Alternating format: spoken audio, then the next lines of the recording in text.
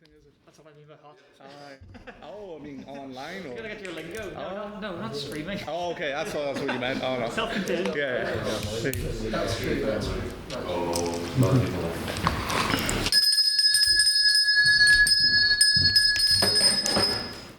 Members of the House, I welcome you to what is the 8th in our LitTalk series of the 177th session in conversation with Speaker of the NI Assembly, Mr. Edwin Poots.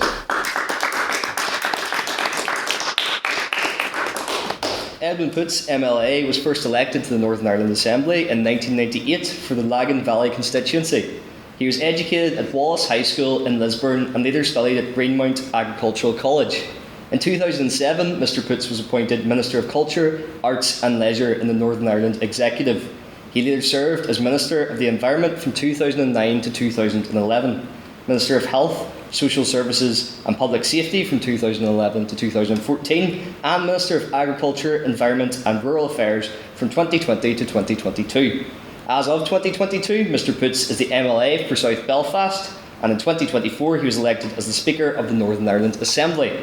Mr. Poots is now one of only two remaining MLAs who were originally elected to the Assembly in 1998. Mr. Poots, on behalf of the Society, it's our pleasure to have you here. We are also joined by co-editor of the Gowan student newspaper, Daniel Rankin, who will be conducting our interview. But for the meantime, I would like to invite you up, Mr. Poots, to give your opening remarks. Thank you. I'd like to know just how I got involved in politics. You've actually given most of my political career out already, but I'll give you a quick rundown of how I got involved in politics. I was brought up in a political family. I suppose some people talk about big house unionism. We certainly weren't that. So way back in the days, my granda would have actually went out and canvassed for the Labour candidate. He was a farmer and he thought that the unionist government of his day wasn't very good to farmers, and he would have went out and canvassed for the Labour candidate. On the other side of the family, on the Wilson side of the family, I had an uncle who actually stood against Lady Waring, and I think that was up around the Warringstown area for election. I think he'd done that more for the crack. He spent a lot of time. He had a farm as well, but he spent a lot of time going around various venues telling jokes and yarns, so I think he probably thought it might add to his value, and he came up with a wisecrack at the event, which Lady Waring wasn't very happy with, but nonetheless he was a bit of a character, let's just put it like that. So I didn't come from a family that was involved in, the whole unionist administration that had existed. And my dad got involved with Ian Paisley in the late 60s, and he actually stood as a candidate with Ian Paisley in 1969. So that's our pedigree and history. When it comes to being DUP, you couldn't get a much stronger pedigree in that sense. He was there whenever the DUP was established in 1972. Stood as a council candidate in 1973 and stood for the Northern Ireland Assembly, which was the first power sharing executive. It only lasted 11 months, and got elected to that in the Northern Ireland Convention. And that was all over that early years of my life. So I grew up in a family where politics was very live. I remember the Ulster Workers' Strike, for example, and my dad was heavily involved in ensuring, people in local housing areas got their food and so forth, and making sure that the milk tankers could get through to the farms and all of those things. And it was a very exciting period to be growing up in a home like that there and seeing all of this activity. So for me, politics was always really, really interesting. A bit of a wake-up call in May '76, and came home from school. I was only 10, and my mum was quite distressed. I was very distressed, in fact, and the INLA had tried to take my dad's life. So he'd been down at Allam's Market, where the current Waterfront Hall is, and he'd been selling lambs. He noticed a couple of boys in the market that shouldn't be there. If you go to a farmer's market, you'll know people who shouldn't be there. They'll stand out like a sore thumb. And there's a couple of lads who came in from the estate, the market's estate, and he knew that something wasn't right. And he did have a personal protection weapon. He didn't use it, but he had a sense that something was wrong, and whenever he was coming out at the end of Cromick Street, here this guy was standing with a gun, and he dropped down and accelerated, and the bullet hit the door of the car, but thankfully he came away unscathed. But that had a serious impact on me, that someone would actually kill my dad. That was a fairly significant issue for me politically. And one was caused me to become quite bitter when I was in my teenage years in particular. So whenever I went out to the mart with my dad, and he was chatting away to all our farmers and Catholic farmers, to be perfectly honest. So what's he talking to them for? They tried to kill him. That was me as a young person who blamed the whole community for the actions of an organisation. But I learned from him, because he had those relationships with people and maintained those relationships with people, that was stupid and it was wrong. And as I matured, I realised that was wrong. But that was something that had left a bitter taste in my mouth as a young man. And thankfully, that's not something that exists now. The fact that he was also a cattle dealer, I think, has made me something of the politician that I am today, because I often say any people are going to be lawyers, but lawyers don't always make good politicians, because they can be far too purist and black and white. And whenever you come from a background where you're cutting deals all the time, my dad always said whenever he was doing a deal, he was selling stuff to people, always leave something for the next man, and then you can always go back. You can go back to sell again and again. If you take too much out of the guy, you think, that boy cleaned me, I'm never going to do business with him again. So I would be more pragmatic when it comes to actually getting something that'll actually work for this place. And I think it's critically important that we do make things work in this place. And sometimes as Speaker, I'm pulling my hair out, to be perfectly honest, when I see some of the shenanigans about Stormont, and sometimes saying, we can make so much more progress if you only done this and this, but I can't get involved the way that I used to even go and chat to someone and say, we do not do the following, and we could do the following, and that would actually be good for everybody if we did. But that concept of cutting deals is something that I was brought up with, watched it all of the time and participated in it, and something I always enjoyed doing was deal making. So I came engaged in quite a lot of the talks, processes that the party was involved in.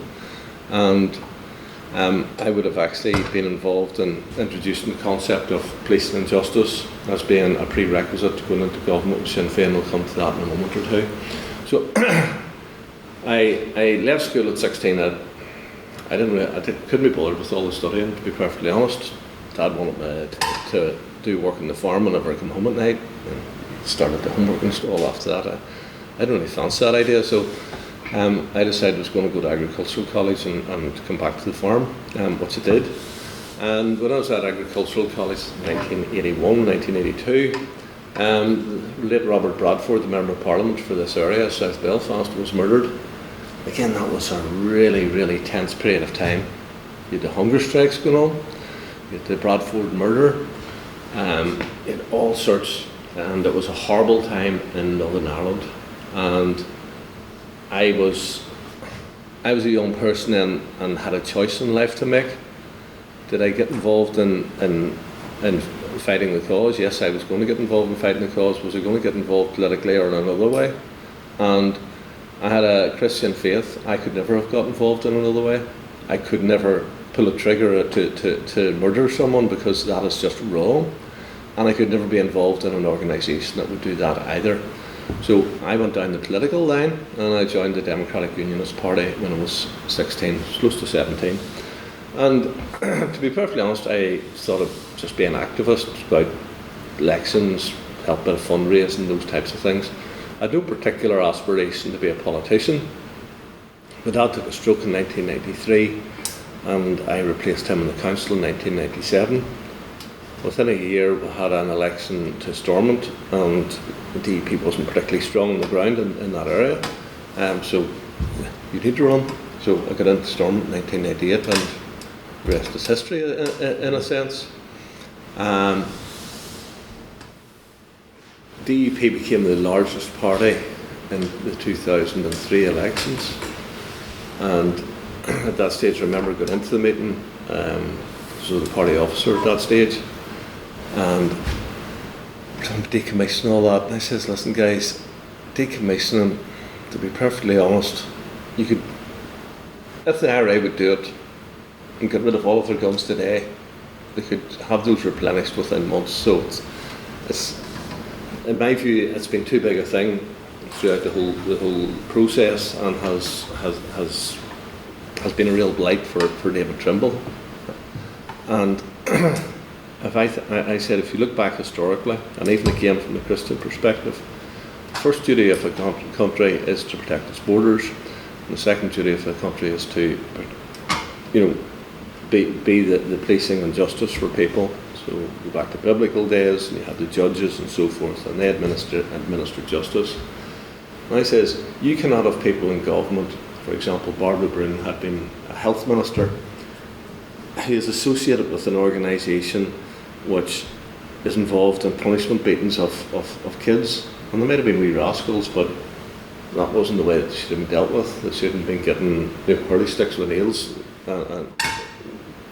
being beat with hurley sticks with nails and so forth as a punishment for stealing cars. I said, you have to, if you're going to be in government, you have to accept the role of police and the role of the justice system. And so whenever we mooted this at the outset, everybody says, oh, you're just setting that up there. It was, that's, you don't want to ever enter into government with Sinn Féin. But it was a very, very serious request.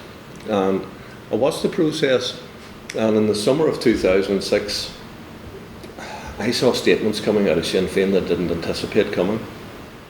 And I knew that we were coming to a point where there was going to be big decisions for the DUP to make. And maybe I'm getting into your questions. No, not yet.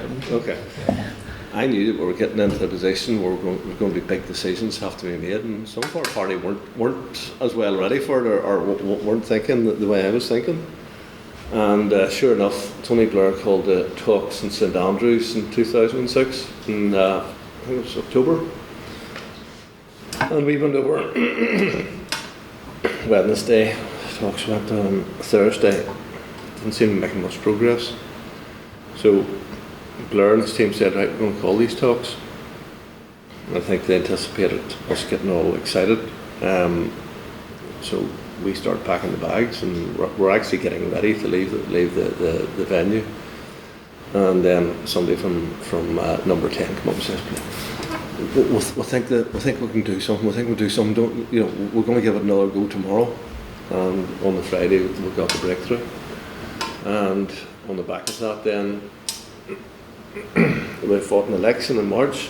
And, that's one of the things I said, if we're going to do this, we're going to put it to the public. We're not going to go into government for a year and then go to the public. We're going to put it to the public. So put it to the public and got a tremendous mandate. And that got Stormont going properly. It went properly until 2016, 2017. And I think it's unfortunate that some of the big figures that were around then are now gone, because I think that we'd have had a smoother parade over the last 10 years had some of those people been about. And I do think that we missed some of the big beasts on both sides of the fence to actually make sure that things are moving forward.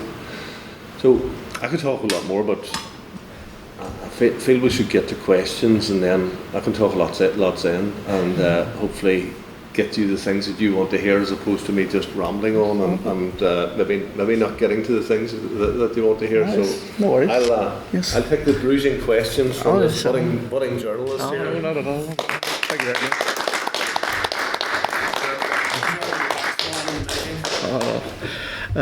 Not that harsh, definitely. So I'd like to start by going into your role currently as Speaker. So arguably as Speaker, you're effectively the centre of the power-sharing government. You're non-partisan, not officially in any party, and you're supposed to mediate between parties. Do you think that has changed your views on moving about and dealing with party relations? Not really, because I've been one of the people who could have spoke to any of the parties about things. So over the period of time whenever I was a minister, I would have worked with other ministers For example, during COVID, Colin Killian approached me about doing something for local towns. And she was the communities minister, which had responsibility for urban regeneration. I had responsibility for rural regeneration, so the smaller villages, towns below 5,000 people, I had responsibility for. And together we put a package together and moved things forward. I remember whenever I was the DME minister back in 2009, Conor Murphy was the DFI minister, and there was a lot of crossover. And again, we would have engaged and done business. And made things happen.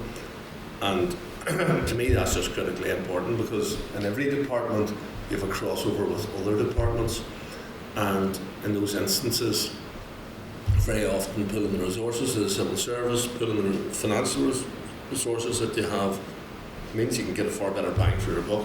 Yes, I see. If you actually work with each other. So I suppose it's a natural thing, the speaker's role and having to work with everyone, that's just not an issue for me.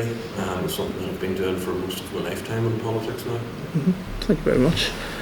So as Speaker, you certainly have to engage with the changing political climate. I think you've talked quite frequently about how certain online abuse, for example, of politicians has ramped up in recent years, certainly with social media.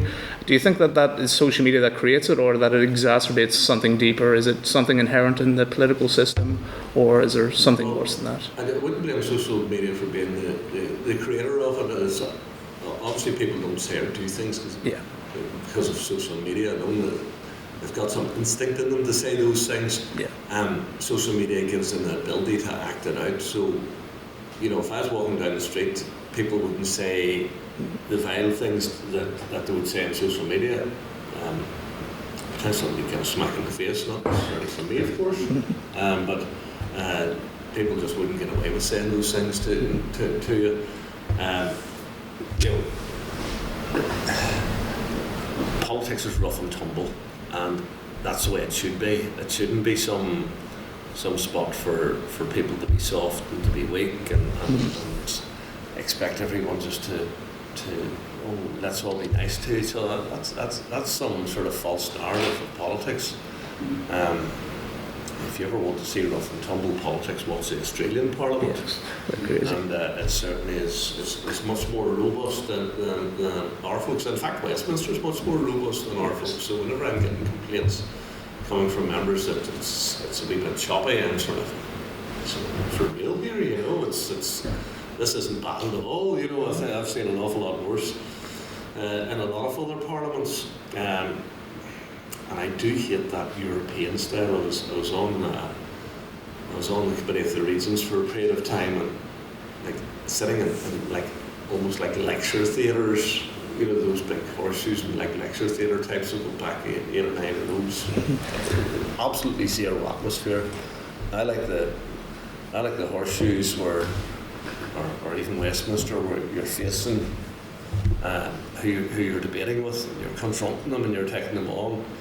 And cracks me up whenever people get up and read out speeches. It's all read out, and it's so boring, and the monotone voice. Don't be in politics, and I'll say this to any of you if you're interested in politics, have a bit of passion, have a bit of fire. I don't care if you are completely opposite to me. And, I watch the people in the chamber. Johnny Buckley has passion, Emma Sheeran has passion. I want to see people who are going to get up there and get stuck in on behalf of the people that elected them, and fight their corner and be robust in the defence of their people and be robust in taking back down somebody else's arguments. So I don't know how I get on with that, but anyway, that's the sort of politics that I like to see. So Stormont was probably a bit livelier since I took over the chair. Yes. And hopefully it remains that way whenever I move on. Maybe I move on to the back benches and ensure that it stays lively. Do you think your view of the role of Speaker itself has changed since you took up the role? I never paid that much attention to the speakers. That much, so they're there to chair the proceedings. I got told off now and again, and Jenny just took it to the chin. got pulled in a couple of times, had to apologise and stuff like that there. But anyway, I do see a different side of it now. There is an entirely diplomatic side. So I actually enjoy that, believe it or not. So last week, for example, I had the ambassador for Vietnam visit Northern Ireland. We've had also the ambassador of Korea, China, Taiwan, some of the South American countries, most of the European countries, America. So we have lots of these dignitaries coming, lots of senators from both the main Congress and the Senate in America, but also from the States. Prime ministers from various countries, mainly across Europe. And these people all want to come and see Northern Ireland, see what's going on. So if that more ambassadorial type role, I really enjoy that because I have a real heart for Northern Ireland. I want Northern Ireland to be a place where the vast majority of you will be able to stay here if you choose to stay here because there's good opportunities in this place. And therefore, if that's to be the case, then we need to ensure politically that those opportunities are created. I look back particularly in the period of Martin McGuinness and Peter Robinson and the investment that came into Northern Ireland. There was 5 or 6 big American banks all invested in back office jobs here. There was London solicitors and others who, Alan Overy for example, who invested in jobs here.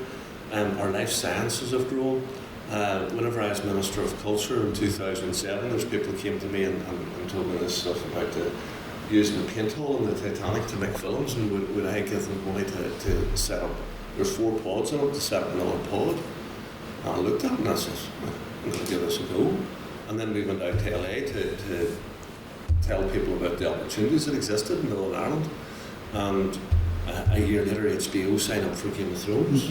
Now, sorry, whenever I was growing up, the thought of a company like HBO or other big companies coming over here to make films was high in the sky. You would never imagined it.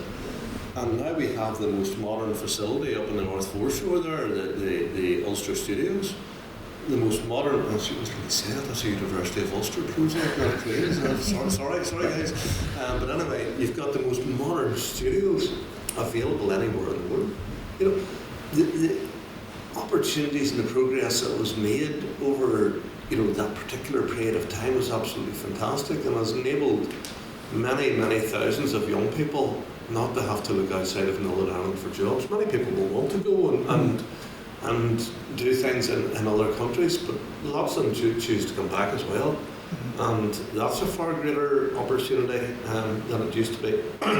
Whenever I was at school, a lot of my colleagues, school friends, went to England, studied at university there, and never came home. There's 2 reasons for that. The troubles was one, and secondly, the jobs weren't available. Whenever I was growing up in the 1980s, unemployment was 20-25% across Northern Ireland. Places like Strabane,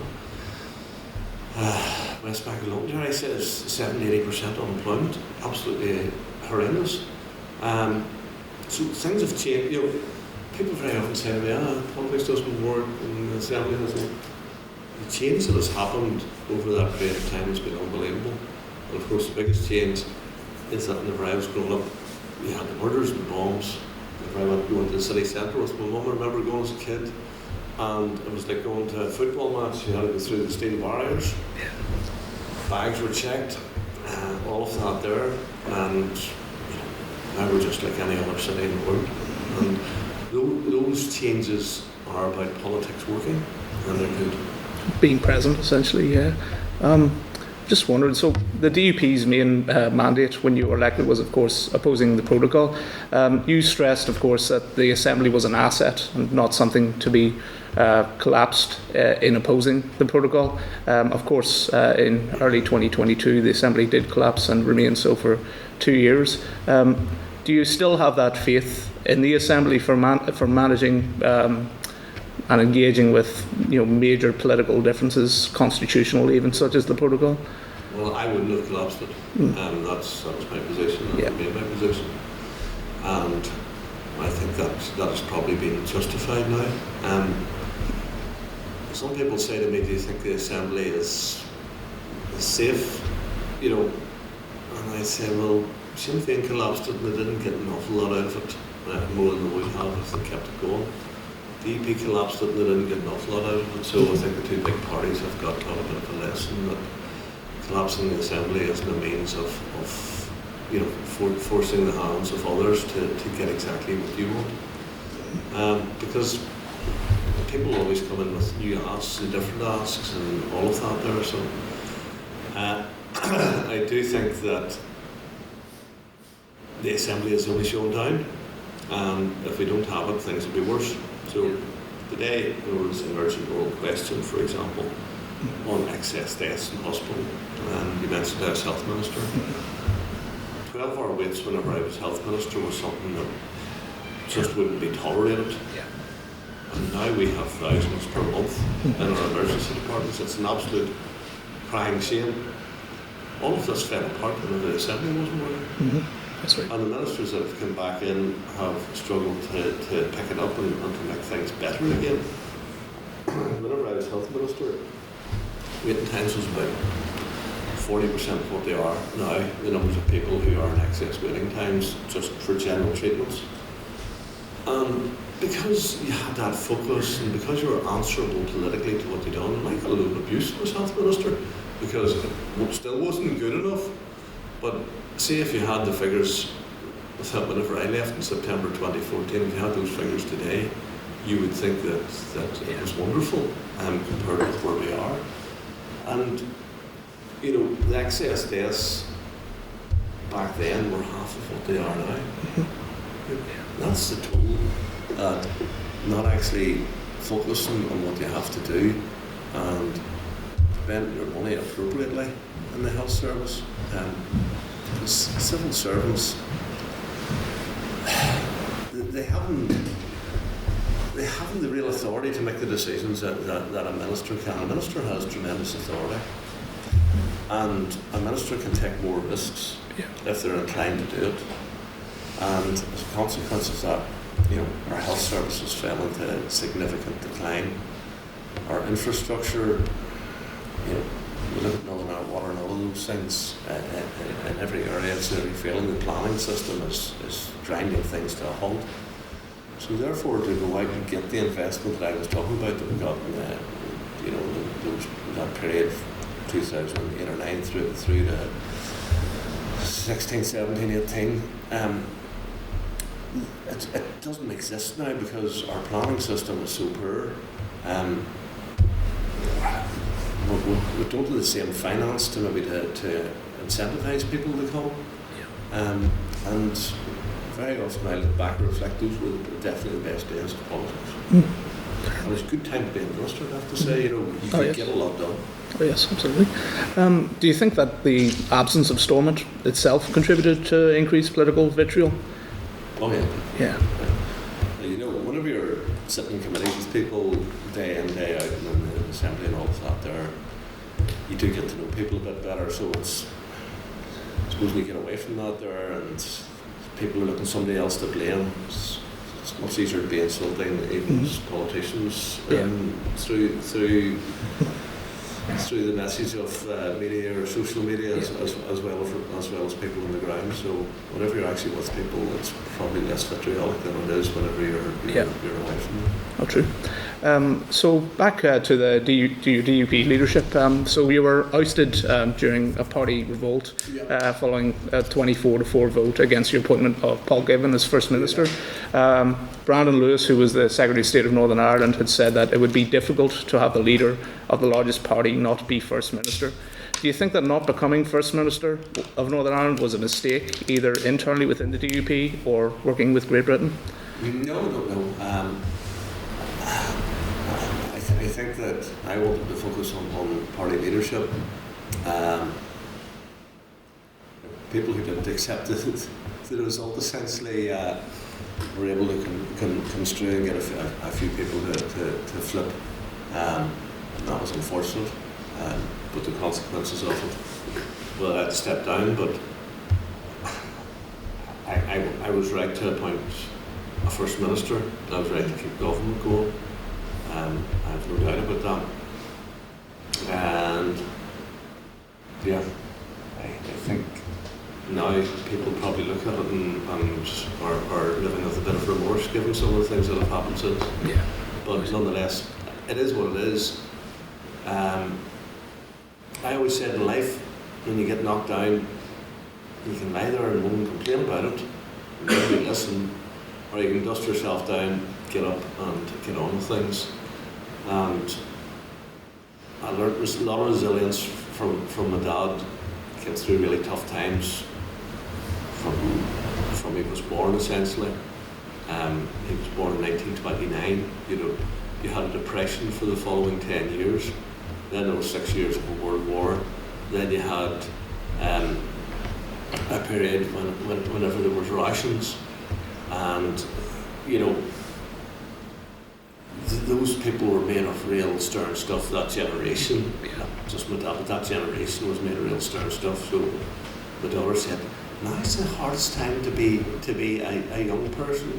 Catch yourself on. You don't know what hard times are, and it's harder to buy a house. Well, I'll give you that. It is harder to buy a house, but it is not harder to be a young person today than it was back in the 1930s and 40s and all of that. There are kids having 16, 17 signed up to go out to war and all of that.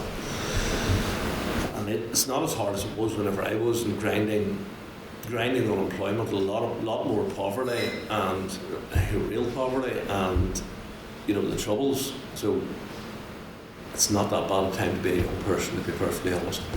But I learned from them, get up and get on with it. So I got knocked down, I got back up, and you know what, I haven't done too bad since it.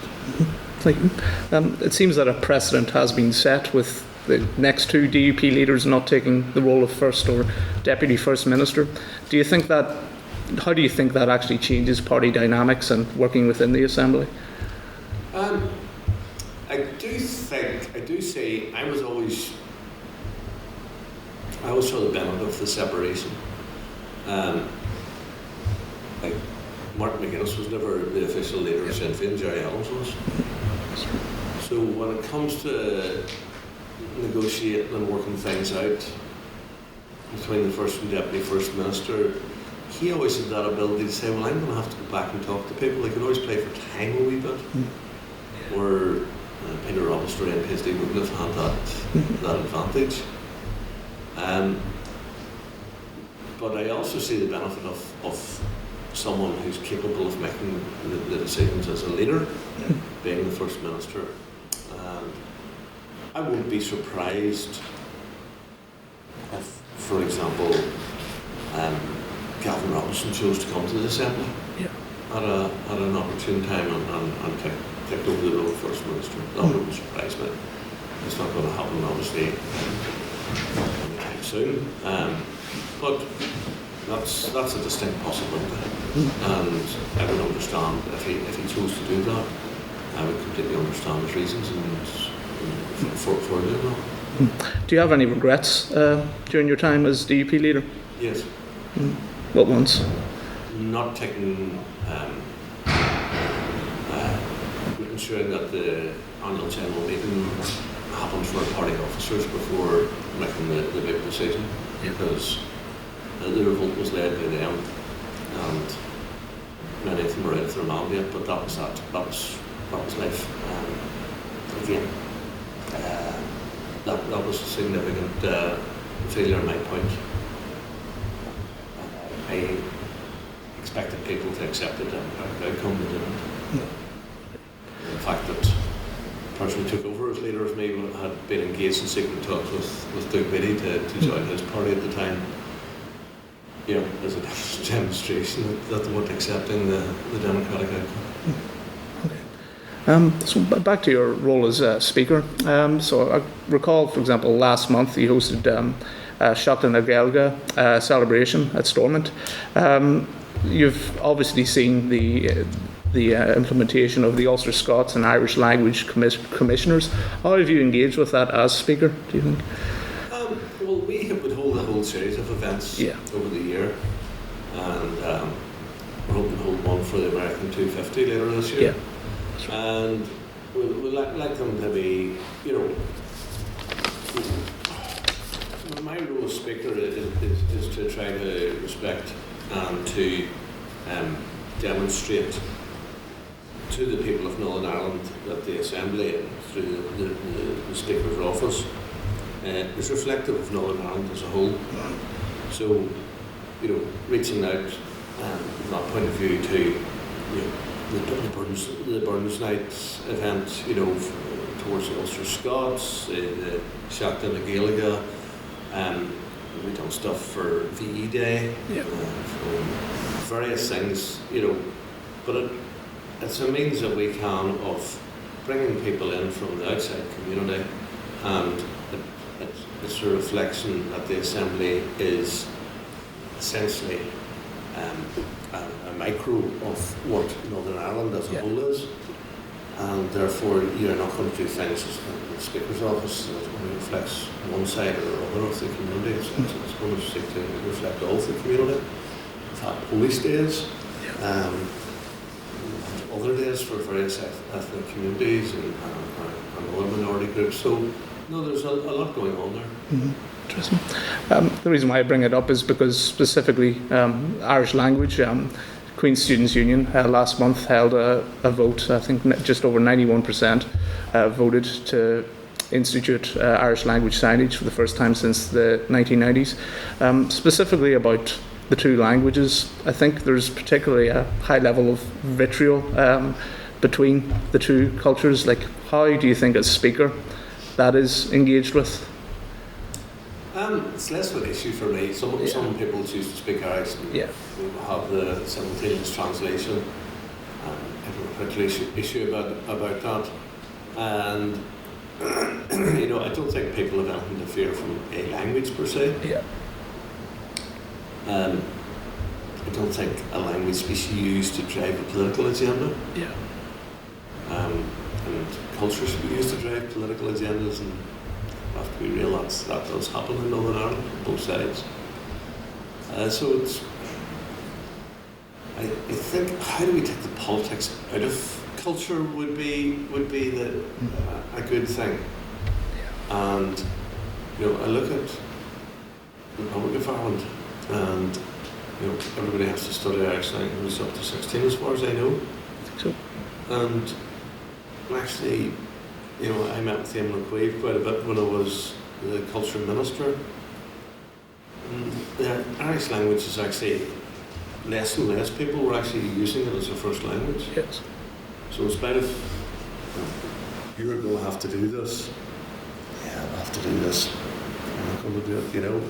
But like me going saying I won't leave school at 16. Mm-hmm. Good folks have all worked hard, and congratulations to you, and studied hard.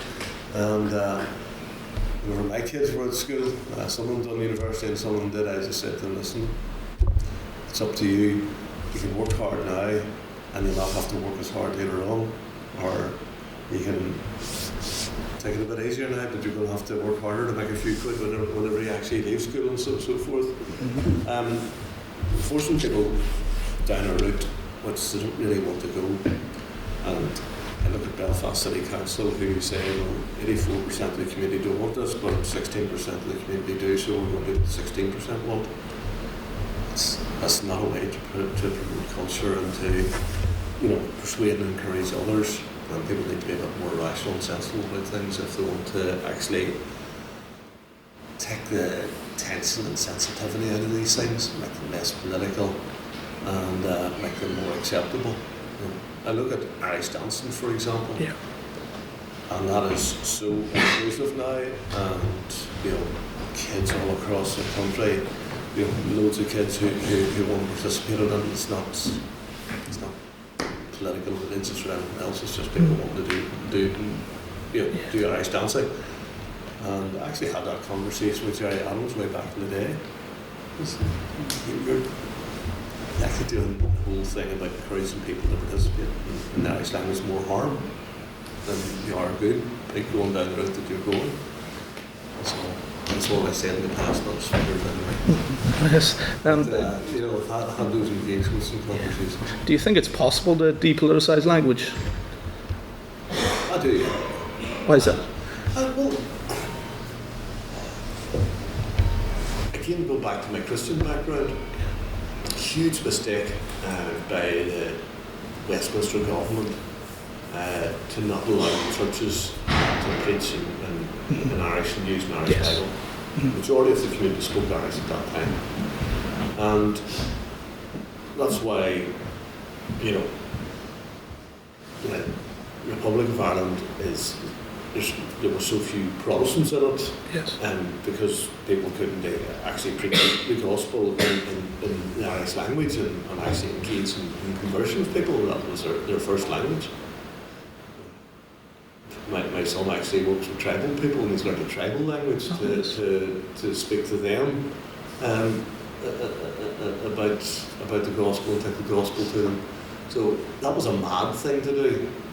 And back in the late 20th century, or late 19th century, yeah, late 1800s, early 1900s, the Presbyterians kept the Irish language alive. Mm-hmm. You go to Scotland, it's Presbyterians, Islanders, you know, very strongly Christian actually. It's kept the Scottish language alive. So, to me, language does not have to be divisive.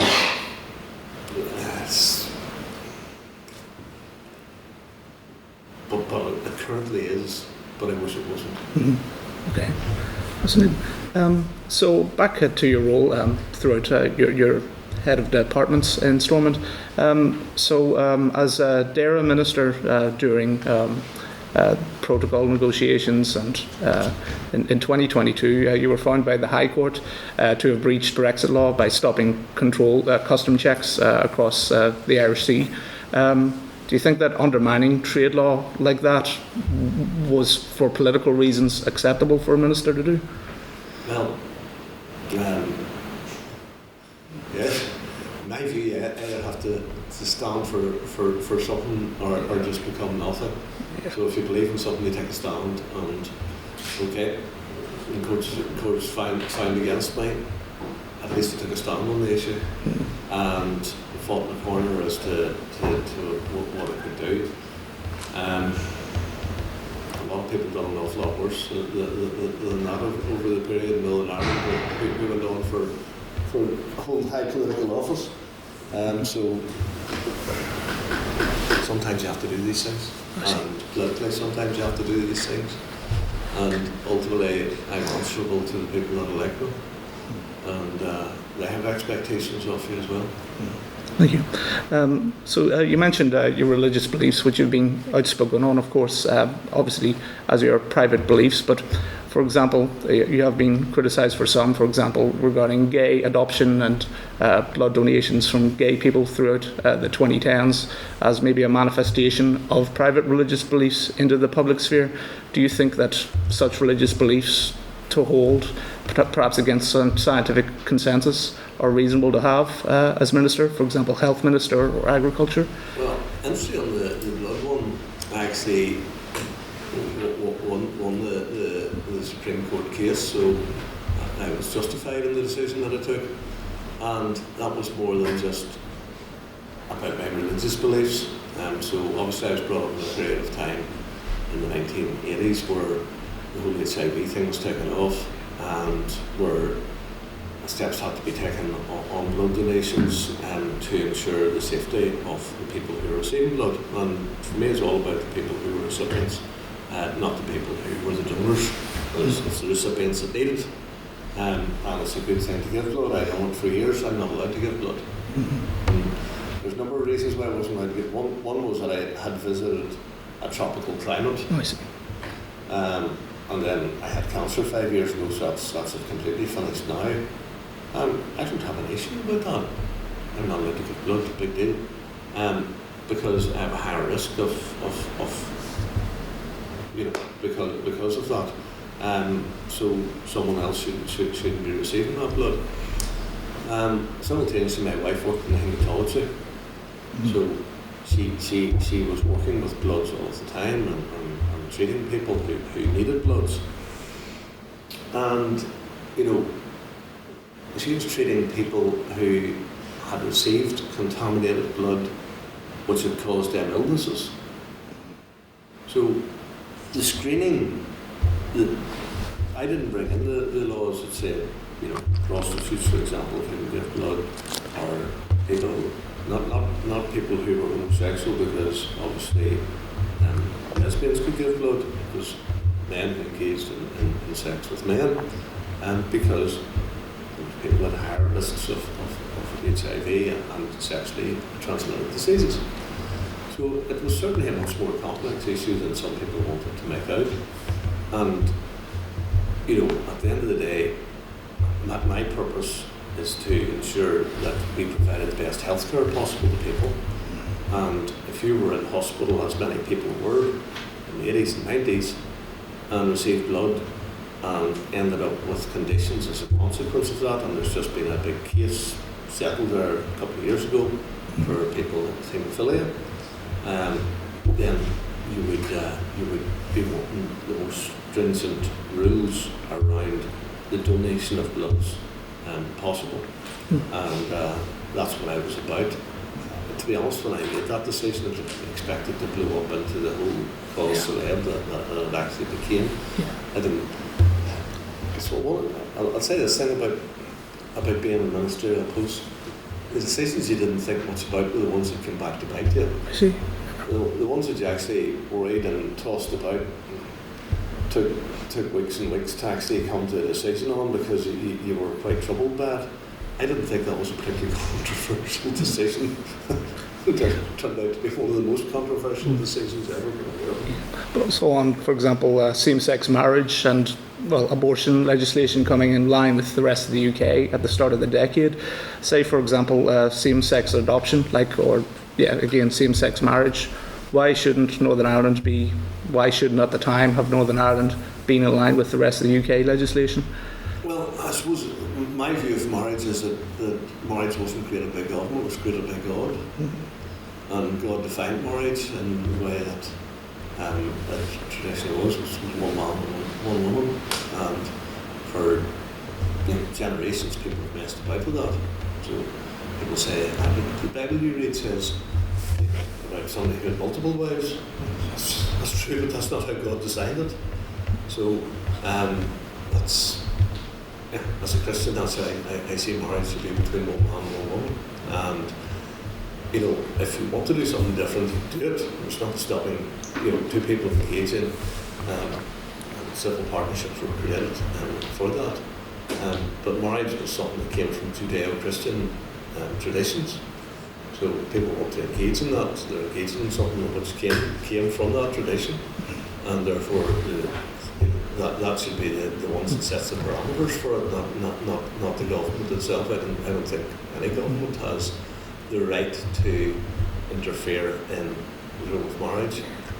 But that was my view. Not necessarily addressing the private belief, but isn't that maybe an example of private beliefs going into the public sphere with legislation? But I think it's more than a private belief. It's a fact that. Well, somebody want to challenge me that marriage, where marriage came from, whenever I said it came from Judeo-Christian teaching. Okay. If we accept that that's the established, how marriage was established, that doesn't stop two people being together and committed to each other. I know people obviously like to be married. About half the population don't like to be married now as well. Mind you, they're quite happy living together. There's nobody stopping anybody having a relationship with the other. And I see marriage as defined by the creator of marriage was between one man and one woman. As for abortion, I think that it is one of the most regressive things that you can ever do. And whenever as health minister, actually was given the whole breakdown of how abortions take place. And the first thing that they would do would be, whenever they go in, is inject a poison into the heart of the fetus. And people like to use fetus, they don't use Latin terminology in regular discussion, but they like to use the term fetus as opposed to what the translation is, which is unborn child. So they put inject poison into the heart of the fetus or the unborn child, as I would say it. And then they give the woman a treatment so she dilates, and then they put on suction, and that suction brings the unborn child out that's now dead. And very often that child separates, head from the torso, arms, legs separated. And then people tell me, oh, but you're not progressive. I can't see one smidgen of progressiveness about doing that to an unborn child. And I think it is just, I think it's going back to something we were doing in centuries years ago, what barbarians would do. It's not something we should be doing in this modern society. And this business, well, do you not support women's health? Of course I support women's health. I am horrified, for example, that we're not meeting the 14-day target for treating breast cancer once it's diagnosed. That didn't happen in my time. I wouldn't expect that to happen. If I was health minister, it would be one of my utter priorities. But this isn't women's health. This is about taking the lives of unborn children.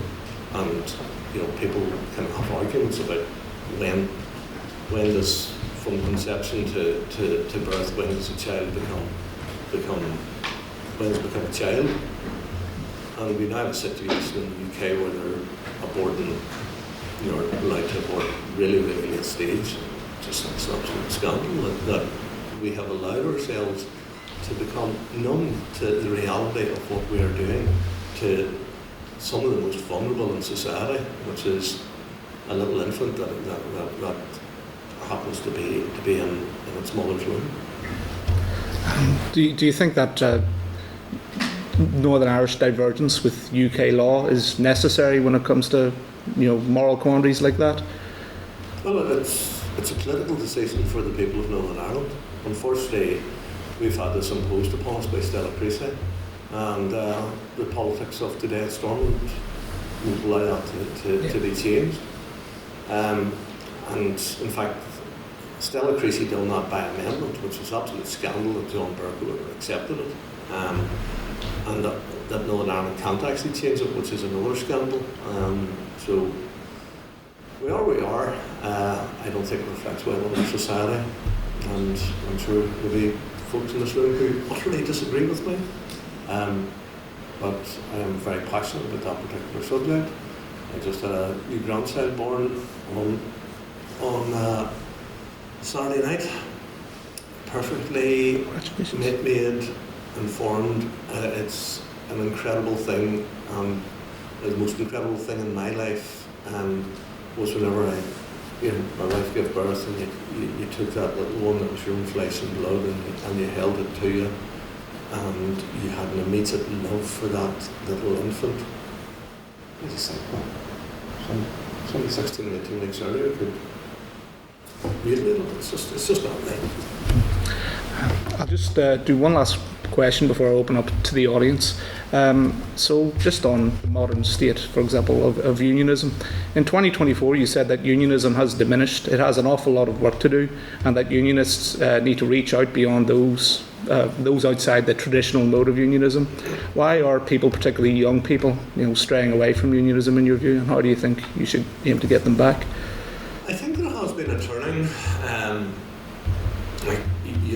Younger people have been fed a diet of rubbish by media, very often people in education, for a very long time.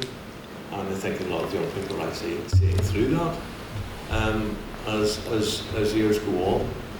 And you look at the agenda, the woke agenda, you would see that's been rolled back in quite a lot of places now, and that sort of in inverted commas, progressive politics, because I think progressive is a word which isn't really suitable for a lot of that. It's being knocked back in many parts of the world now. I think that you're looking at a period of time where younger people are actually being more discerning. I think this generation that you're in are more discerning than the generation was 10 years ago. In terms of unionism, you know, we're in a circumstance where the sixth biggest economy in the world. You want to join. You want to be in a military. We have a very fine military that people can be involved in. We are in a country that has huge status in the world. It's on the UN Security Council, it's in the G7, all of that there. And yet at the same time, you know, I get up on Sunday morning, go to whatever church I want. Go to church on Saturday morning and Friday morning if I want as well. That's or go to mosque on Friday morning or a synagogue on a Saturday morning or whatever. And you know what? If I don't want to get up to go to any church in the morning, you know, you don't have to do that either. Yes. And when it comes to my culture and sport, I can involve myself and enjoy whichever sport I want. I can engage in whatever culture I want. And I look at all of these things and, you know, that's all within the United Kingdom. And at the same time, if I want to describe myself as Irish, I'm absolutely raised to do that. There's nobody saying you can't be Irish in Northern Ireland. We're doing all of those things where you can actually be what you want to be, essentially is what I'm saying, and be who you are, and pay less tax for being that, and also have a health service which isn't operating as well as it should, but still free at the point of need, where the one down the road is going to cost you many hundreds of pounds if you set go to the emergency department. And if you want to go to the doctor, you're going to pay for that. If you want to get drugs, you're going to pay for those. Prescription drugs. Yes, of course. So there's so many advantages, and you know, ultimately, as I think more and more people see those advantages, there's a lot more people who would be unionists than vote for unionists. Yes. So they don't want to leave the union with the United Kingdom because they know that to be disadvantaged if they don't. But they are very Irish in their outlook. Some of the things you mentioned there, like going to church at whatever time, subscribing to being Irish or British or whatever, are kind of, you know, elements of tolerance. Do you think unionists, for example, the DUP, are doing a good job at making themselves out to be tolerant, to appear tolerant? Why do you think so? Just think unionist parties in general, and the Republican parties in general, or the local nationalist parties in general, they tend to go for the lowest common denominator. And the consequence of that is that you alienate people from the other side. That's true. So that's just how Northern Ireland is. It's not the smartest way to play politics, but it's very often about the art of survival. And the art of survival is very important in politics. And I say that as one of only two who have survived 1998 in the Northern Ireland Assembly. So that's right. Keep a knowledge of survival. Yes, brilliant. I might always survive. I might get my wings clipped at some Oh, point. yes. Icarus. It matters less now as I get older. Oh, yes, not at all. Thank you very much. I'll just open up to the audience. So if any of you have any questions at all, Excellent. I'll go James first. Thanks for the great talk, Edwin. You've obviously been in the Assembly since 1998, so there's many people who have passed through those doors. Who would you rank, or perhaps who would you rank as the greatest orators that have entered that chamber that you've actually listened to speak? Perhaps on both sides of the House. Yeah. Bob McCartney was a QC and had an absolutely acerbic wit and could have been quite vicious. Again, he was one of those people that talked about being utterly black and white, so he could never come deal to save his life. But I shouldn't say that because he's a KC technopher, but anyway. Politically, he didn't want to cut deals with the other side. Probably dispute that, but nonetheless. But a fantastic orator, you know, brilliant debater. Davy Irvine's for a working class lad who probably learned his trade in prison. Very good. Seamus Mall was, he had a really earthy South Armagh road that went with it, which was really rich and I thought really added to it. Ian Paisley in his more rumbustious way was very effective, as was Peter Robinson in a much more clinical way. Others, John Hume was a very good politician. As an orator, it's a bit bland, but you know, an excellent politician and very good at taking a concept and turning it into a reality. Seamus Close was a very good orator. Again, passionate. Yes. You know, bit of fire in his belly. And no, there's quite a range there. But as I said before some of the others come in, I like people to speak with passion and with fire. Of the modern crew, I did mention Johnny Buckley, I mentioned Emma Sheeran, who's from Sinn Féin, who's Daniel McCrossan's a very good orator, of the modern ones. Gets all fired up and gets stuck in.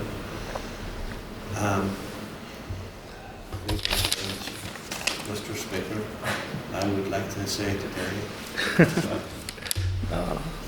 you know, reading something which very often has been constructed by someone else. Yes. And you know, I didn't bring any notes with me. Oh, yes. There you go. But reading things that's been constructed by someone else. Oh, yes. Make you weep. Good. It used to be absolutely rejected in Westminster. You weren't allowed to use notes in Westminster. They have allowed it to slip as well. Ah, there you go. I'll take anyone else for a question. I'll take yourself. As the person taking photos, it helps very much that you're not sitting looking at the page. Yes. Thank you for that. But the Literary recently debated whether this house would separate religion from politics. And I know you touched on it briefly at the end, but I was wondering, I'd like to hear your thoughts on that and whether you think maybe it's idealist. Yeah. And I remember being on the Noble show and someone saying that actually when I went into the ministerial office, I leave my Christianity at the door. But if I was a humanist, I wouldn't leave that at the door, or atheist or whatever. And there's plenty of non-believers in our government, I can tell you. I've had this conversation with most of the Sinn Féin ones who don't attend any church.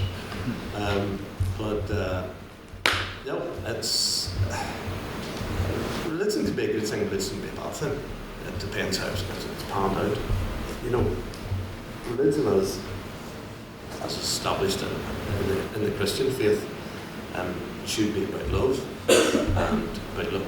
You know, Jesus Christ said, you know, it's asked what's the greatest commandment?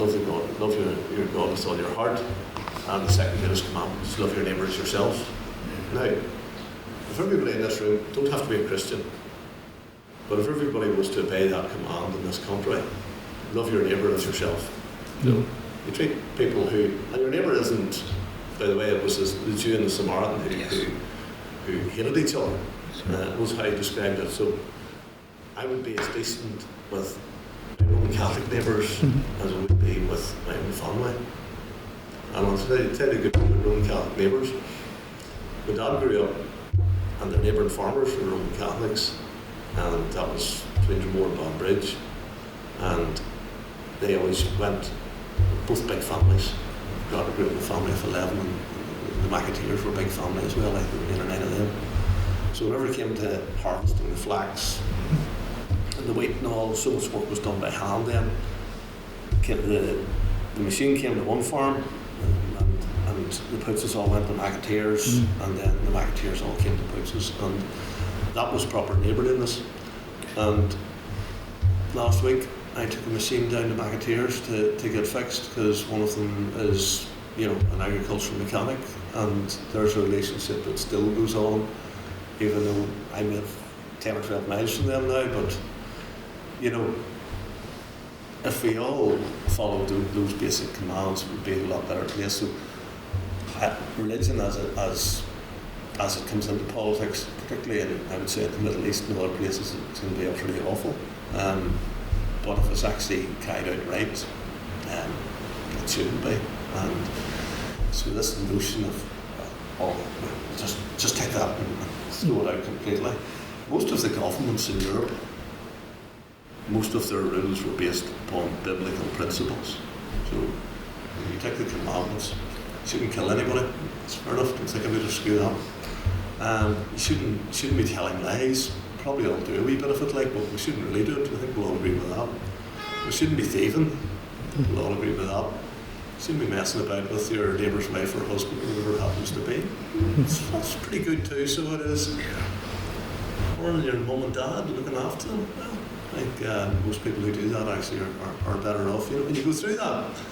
And actually, most of the governments that were set up back in the day across Europe were set up on that basis. And now we'll have all this human rights legislation that has superseded that. And I don't think that we have advanced as a consequence of all of that human rights legislation, because we now have a situation where the onus and the burden of proof is so great that people who engage in criminal behaviour get away with it far too often because of human rights legislation. And so I'm sorry, I'm 69, I'm old and traditional. I'm not going to change now, so I'm not. You're all young people, and you probably see things somewhat differently, and all of that. But listen, it's good to chat to you about it. I'll take 2 more questions. Jonathan and then Ash. Go ahead.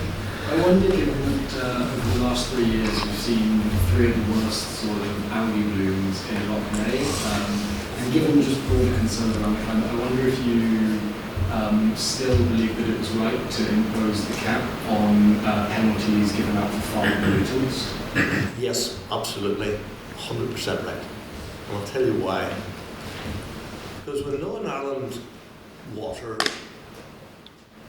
pollute waterways, they can be taken to court and fined for it. When a chemical company or a company, an industrial company, has a leak of some kind and pollute a waterway, they can be taken to court and fined for it. And when a farmer pollutes a waterway, they can be taken to court and fined for it. And that's called justice. Now, farmers happen to receive single farm payment based on the number of acres they have and livestock they have. And that actual decision was based about compliance with regulations. It wasn't purely about pollution. So when people came to me with a situation, one guy had 1,000 cattle, and he had 11 or 12 of them with a single ear tag, and he was fined. He lost a single farm payment over it, and that was over £50,000. Now, that was not justified. It was entirely unjustified. I only created the situation where that could happen again, where I put a cap on of 15%. So the cap of 15% meant that a farmer would still get fined or would still be punished in most instances to the tune of some thousands of pounds if he polluted. Plus he would have to go to court and get fined in court as well. So I don't know in any other situation where people are punished twice for the same crime or the same incident. This is the only area where people actually get punished twice for the same incident. We have a system in place, and you might say the system isn't working well enough in terms of punishing people for pollution. I wouldn't necessarily disagree with you on that, but I fundamentally disagree that someone is punished twice for the same incident. And if a farmer pollutes a riverway, take him to court and fine him, and they do that, by the way. Take him to court and fine him, and I'd support you 110%. But I'm not going to say, and then we'll do this as well on him, and we're not going to do it to anybody else, by the way. We're just going to do it on the farmer. So that was the logic behind it, and I hope that helps better explain it to you like yourself. And we'll take one last question from Ash. Go ahead. So I want to reference your outlook on blood donation, or like from perspective of a medical student. Yes. So I'm on my assistantship now in fractional reporting, Royal, and we often see people that need blood transfusion. And I know that in 2012 is sort of reference to argue that certain individuals who participate in certain like sexual risk activities, namely like people men who have sex with men, sex with quote-unquote Africans, and prostitutes should be banned from donating blood. I guess this view particularly concerns me because like just last year, 200,000 shortfall of blood donors were found in the UK, and I'm guessing I'm a bit confused because blood, when collected by donors, have been routinely tested for bloodborne viruses since 1991.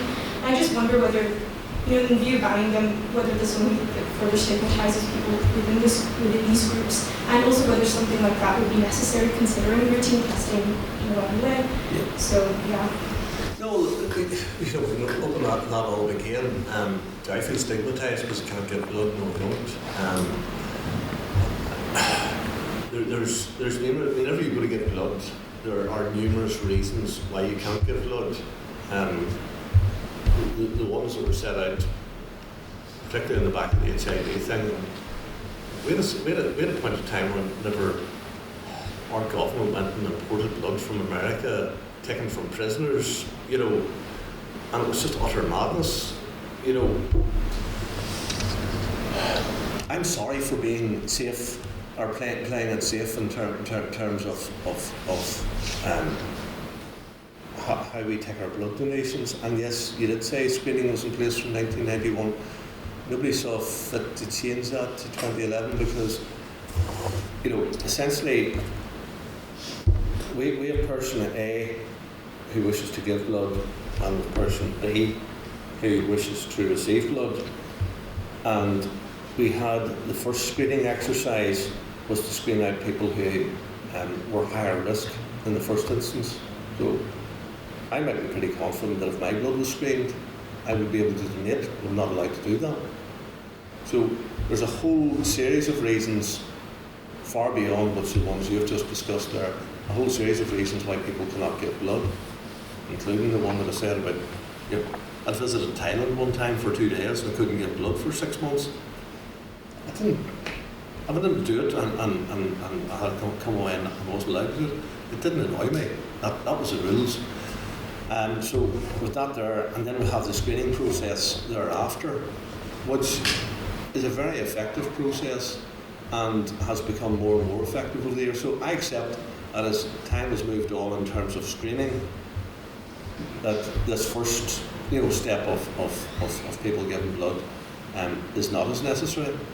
And I would hope it gets to the point where this year, because the screening is perfected, I hope it gets to the point where people in general can give blood, and if it's I would like to give blood again, but at the minute I'm not allowed to.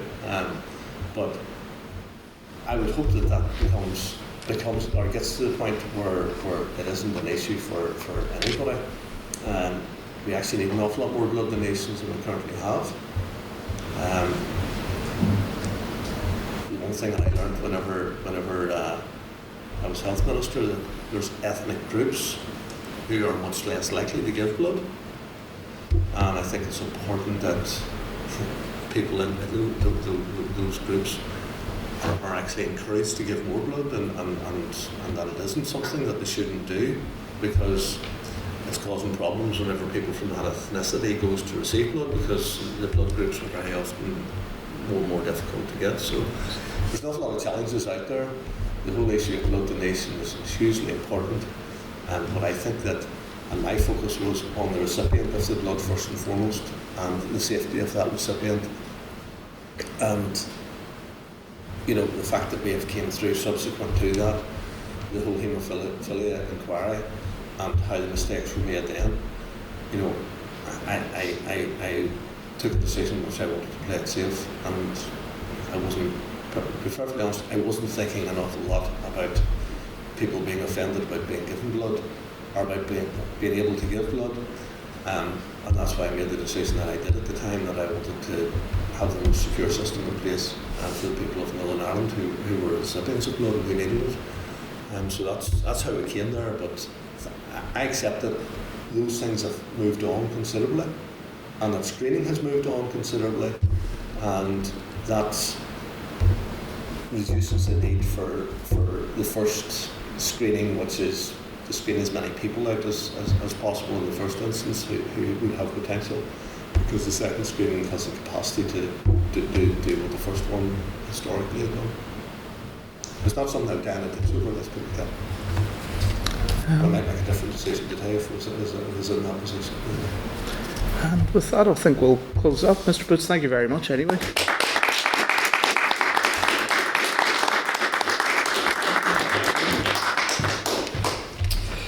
Dear Mr. Speaker, you'll be glad to know that I'm not reading from my notes when I thank you for your reflections on your political career from its origin to your current position as Speaker of the Northern Ireland Assembly, but I also thank you for demonstrating your capacity not just as a Speaker but also as a listener and a responder, which we know are three key attributes any debater needs to engage in thoughtful discussion. And for that, and on behalf of our society, I would like to offer you with this honorific pin badge to show a token of our appreciation. Thank you.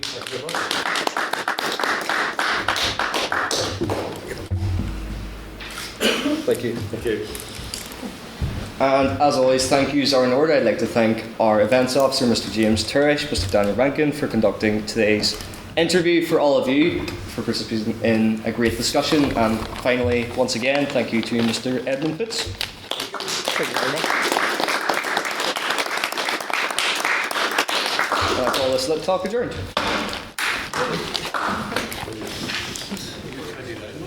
That's right, Cumber. That's right, originally.